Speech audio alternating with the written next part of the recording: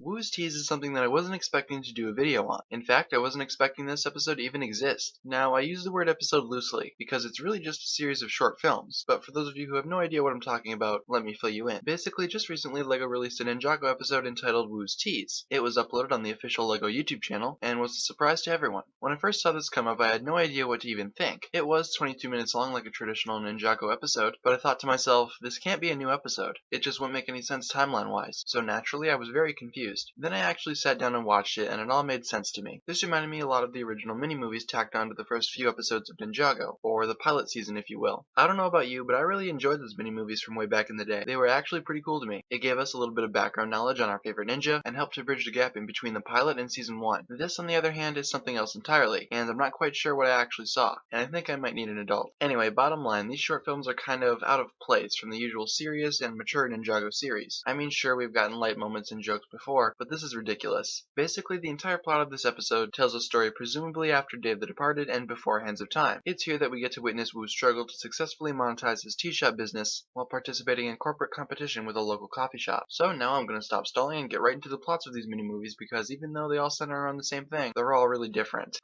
You may want to buckle in, we'll be here for a while. The first short is kind of an introduction to the series of short films, and we get a glimpse of what the ninja do when they're not fighting villains. But come on, this can't be canon. We find out that some of Woo's tea recipes are a little bit more mystical than we may have actually anticipated. They can do all sorts of crazy things, and of course, the ninja have to test them all out much to the dismay of Master Wu. The second short sees Kai try to trump the competition via some dance moves, and that actually doesn't turn out in his or Master Wu's favor. I apologize if that last description was a little short, but let's be real. A lot of these shorts don't really need a huge summary. Anyway, this next short is when all hell breaks loose. The ninja are losing customers over at Steeper Wisdom, so they drink some tea that enhances their instrumental skills and they start a band. You know, tea and a show. Yeah, I have no idea what my channel's come to. Anyway, Wu observes that they're jamming out way too hard, and as such he gets the help of Dareth Puffs to play some Squidward-style music on his own clarinet, and that makes everybody lose focus real quick. This one I actually find to be pretty funny. The ninja devise a new technique to attract and keep customers. Basically, unlike Starbucks, they will get your name right. This actually goes pretty well for Lloyd and the others, until they get someone's name wrong, and that someone is actually Dareth Puffs himself, and he's not having any of it. In fact, he wants to participate in the other part of the deal. This next one is on an entirely different level from the others. Basically, Nia almost cheats on Jay. Not with Cole, but with some random dude with Cole's hair. And Jay tries to mess with him and get really buff at the same time. But this short is stupid and doesn't work, so we're just going to move on to the next one. Again, this is one that's actually pretty funny, but it's still awkward. A health inspector comes to visit and he's not impressed with what he's found. Basically, the ninja are trying to cover up a major flaw in the structure of the tea shop, and it compromises the whole thing. They of course fail the health inspection, but they continue to sell tea anyway. Next up, Wu's business is failing and he uses a panda to bring him sales. Typical old men. But the panda grows fierce due to some tea and wreaks havoc on the store itself. Why, you may ask? Well, in response, I'll say why not.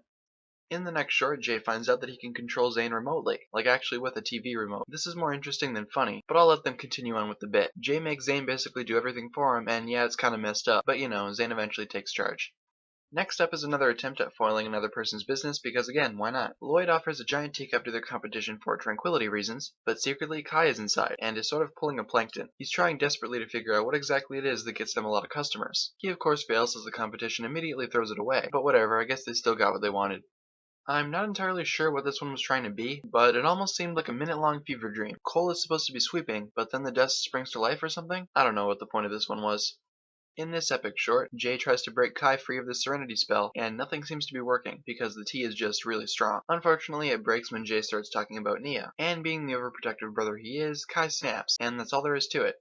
Next up is the bit where Zane goes undercover, to of course try to sabotage the other business, and at first it seems to be going extremely well. The female robot droid thing doesn't really have a clue anything is up, she just lets it happen, but then again nothing's perfect. We soon find that to be true as a lot of people enjoy iced coffee. Of course they do.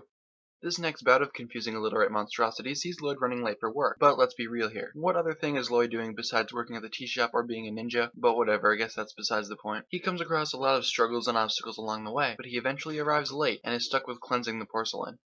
The next cliche-filled mess of jumblings contains Wu missing his tea because he doesn't have enough tea because once again why not? Jay sets up a security camera and what do they catch? Exactly what you would expect. It's just Master Wu sleepwalking. Yeah, let's just end it right there.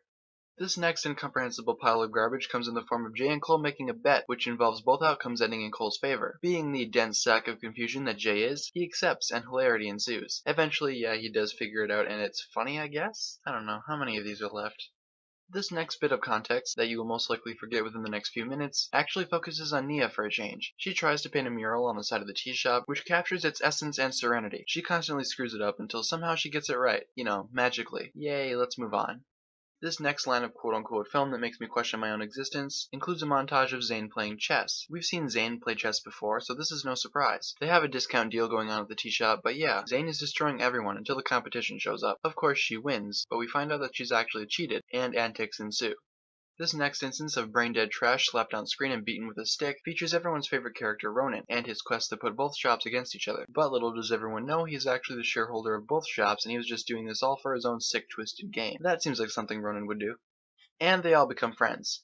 Okay, it's no secret that I'm not a big fan of these mini-movies. I mean, the kids will love them, but I don't really recommend them for the big Ninjago fan in your life. I'll just give it 2 out of 5 stars. The video is over now. I'm tired, you're tired, we're all tired, so I'm gonna wrap it up here. So thank you guys so very much for watching. If you enjoyed this video, feel free to give it a thumbs up rating, and be sure to hit that subscribe button, guys. It really means a lot to me. Don't forget that the comment section is yours for any discussions you want to have, or if you just had a general comment, that's fine too. Also, don't forget to leave your video suggestions down below as well for a chance to have your idea featured as an actual video sometime later on. Thank you guys so very much for watching. My name is TannerFishies, and with that, I bid you farewell.